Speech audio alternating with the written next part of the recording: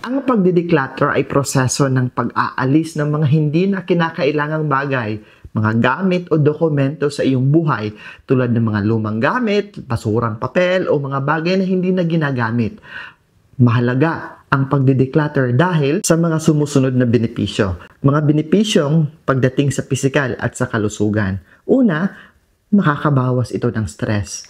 Ang mga cluttered na lugar o magulong mga lugar ay nagdudulot ng stress at pagkabalisa. Pangalawa, pagpapabuti ng ating kalusugan. Ang malinis na kapaligiran ay nagbabawas ng pagkakaroon ng sakit tulad ng mga allergy at asthma. Pangatlo, mas madali nating maaayos at malilinis ang ating tahanan.